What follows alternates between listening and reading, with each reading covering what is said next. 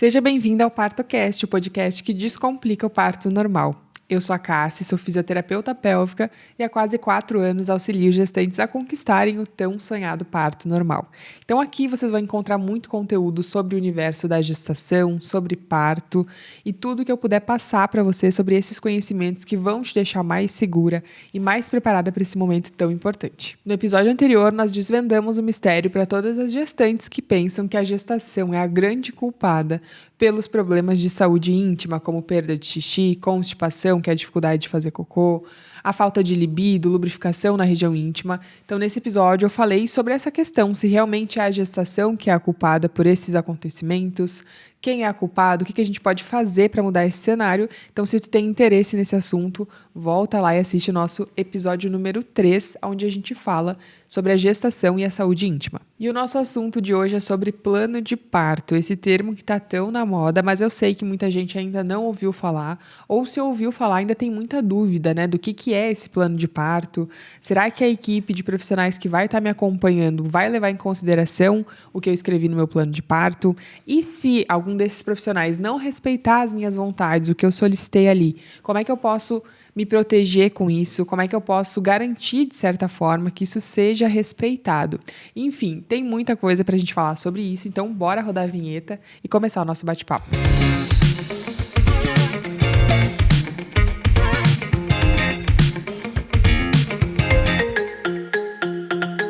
E antes da gente começar a real oficial o nosso assunto, eu quero te convidar a ficar comigo até o final desse episódio, porque eu tenho uma surpresa para vocês. Eu vou sortear um presente que tem tudo a ver com o que a gente vai falar aqui sobre plano de parto. Então, me acompanha até o final para estar concorrendo também. Vamos lá? Gente, primeiro a gente tem que entender o que é plano de parto, da onde ele veio, né? E como é que a gente consegue utilizar ele realmente na prática.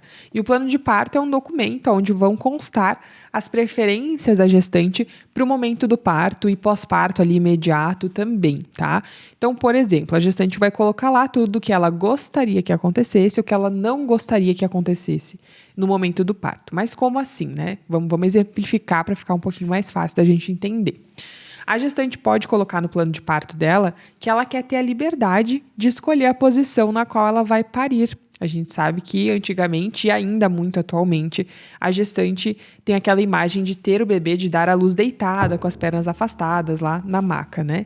E a gente sabe que isso não é bem o ideal. Hoje em dia a gente sabe que outras posições são mais favoráveis e muitas vezes a gestante ainda é obrigada a ficar nessa posição deitada de barriga para cima. Então, se tu já estudou sobre isso, já se informou e sabe que existem outras posições que tu pode aderir para facilitar esse processo, isso é uma das opções que tu pode colocar no teu plano de parto, falando sobre o que tu quer que aconteça. Quando a gente fala sobre algo que a gente não quer que aconteça, por exemplo, a gente tem a episiotomia, que é uma palavra estranha, mas nada mais é do que aquele corte que é feito com a tesoura na região íntima da mulher para abrir mais espaço e facilitar, entre aspas, né, a saída do bebê, acelerar esse processo. Mas a gente sabe também que os estudos mostram que esse corte não deve ser realizado de forma rotineira, né, por qualquer motivo. Então, ele só deve ser realizado quando aquele momento do parto está oferecendo algum risco para o bebê. E esse corte, sendo realizado de forma rotineira, pode trazer vários prejuízos para a saúde íntima da mulher, né? Como ficar com dor na relação depois, problemas ali na cicatrização, enfim, infecção, né? Afinal, é um corte de várias camadas. Então, essa é uma das opções que a gestante pode dizer, olha, eu não quero que seja realizada a episiotomia no meu parto.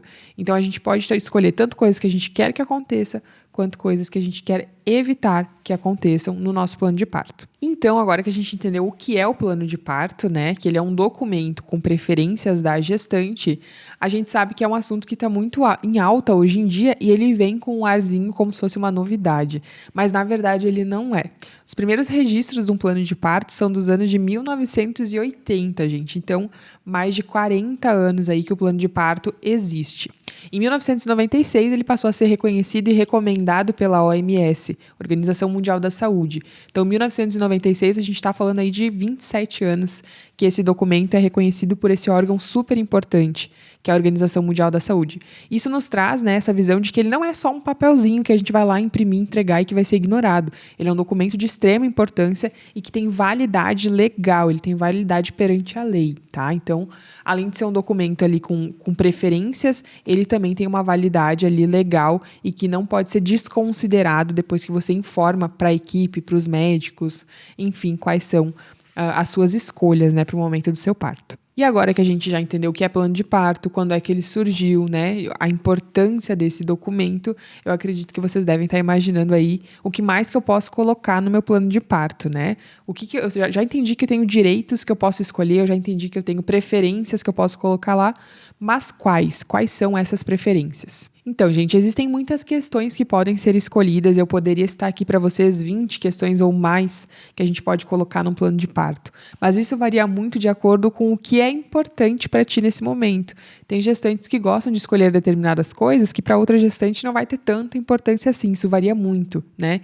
Tem questões relacionadas à saúde, mas tem questões também relacionadas ao ambiente, né, ao conforto, que para algumas gestantes é relevante, para outras não. Então, como eu não posso aqui estar falando com cada uma de vocês para entender o que vocês gostariam ou não, eu separei mais 3 exemplos para dar para vocês, mas, como eu falei, até o final eu tenho uma surpresa aí que eu vou revelar. Então, eu vou falar esses 3 exemplos e depois eu conto um pouquinho melhor para vocês sobre isso. Questão número 1, então, que eu vou exemplificar aqui para vocês. Vocês podem solicitar que no plano de parto de vocês esteja lá que vocês não querem que seja realizada a tricotomia. Mas o que é tricotomia? De onde é que veio essa palavra esquisita?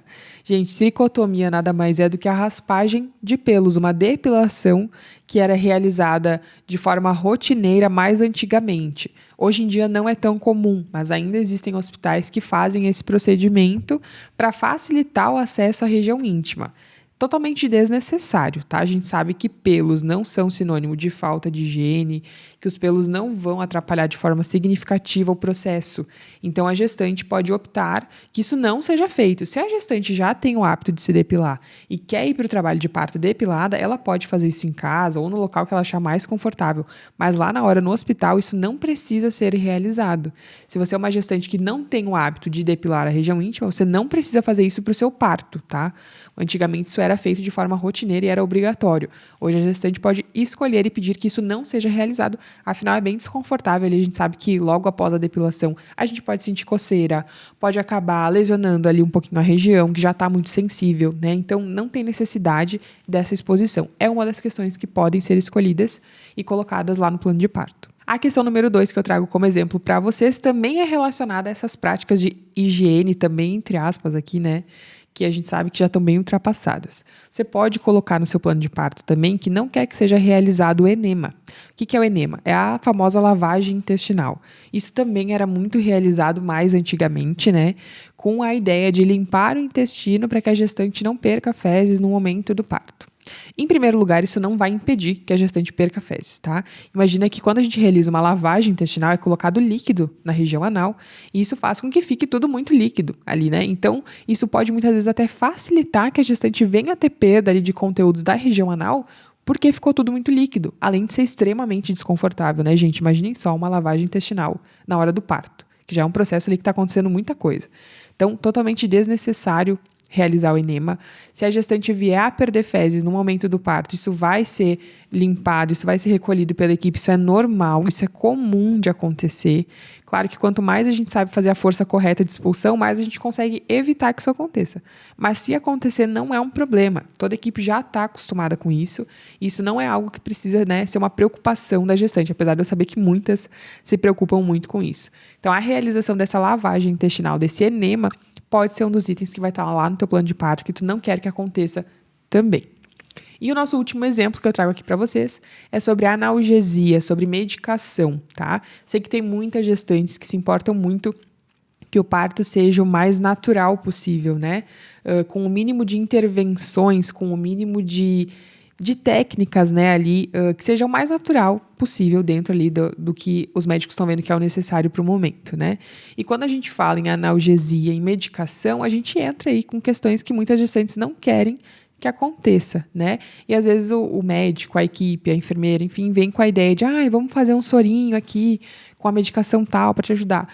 E se a gestante não quer, isso não pode ser obrigado a ela também.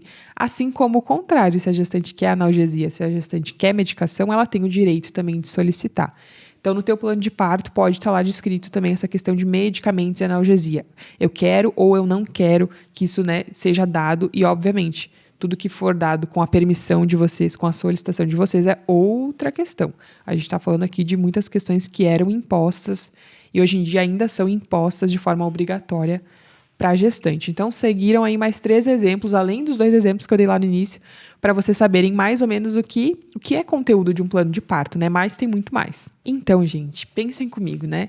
Uma coisa é a gente ir para um parto sem saber nada do que pode acontecer, sem saber o que a gente pode escolher, sem saber quais são nossos direitos.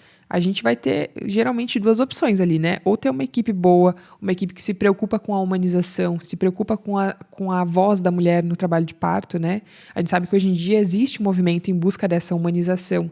Então, pode ser que na hora do teu parto, tu vá ter essa equipe de qualidade realmente humanizada para te proporcionar uma experiência legal. Mas eu acho que a gente não pode ficar esperando por isso, né?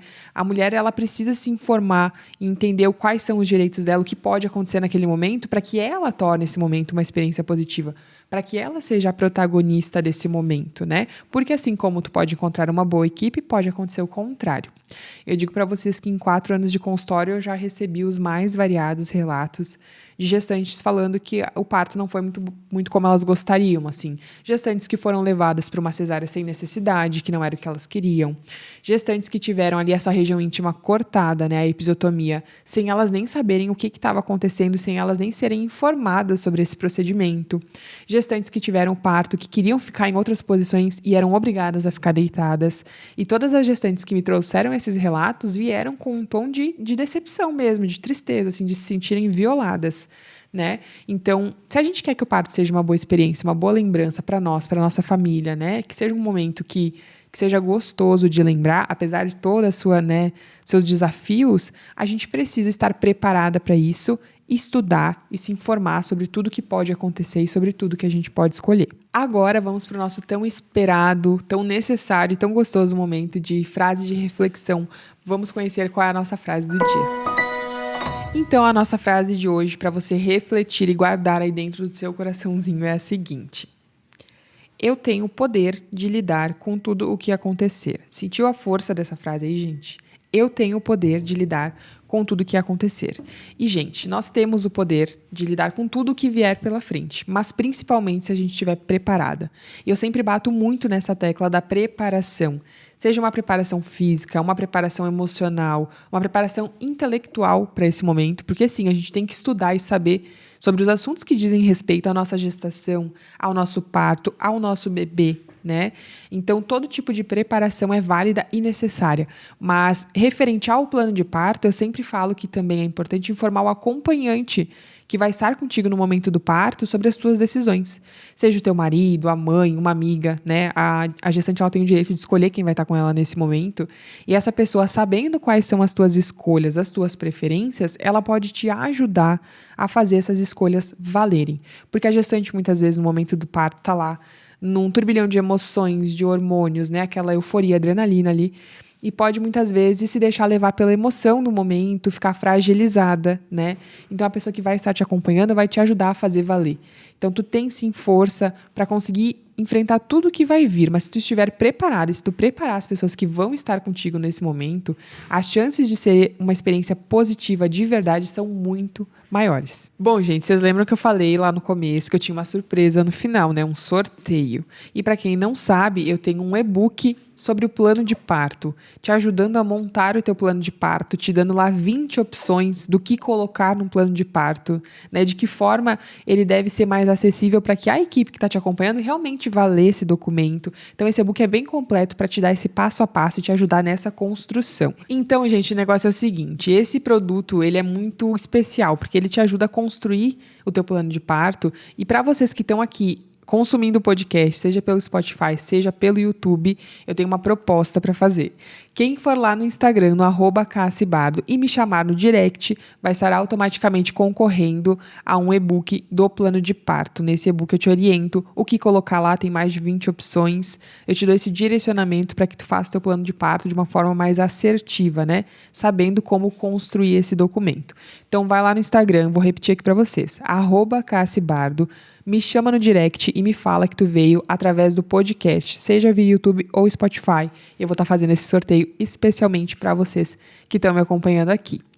Bom, gente, quero agradecer vocês por estarem acompanhando mais um episódio. Tenho certeza que os próximos conteúdos também vão estar super especiais, então não deixem de ouvir os próximos. Se não ouviram os anteriores, façam o favor, que tem muita coisa legal para vocês. E eu espero ver vocês no nosso próximo episódio. Até lá!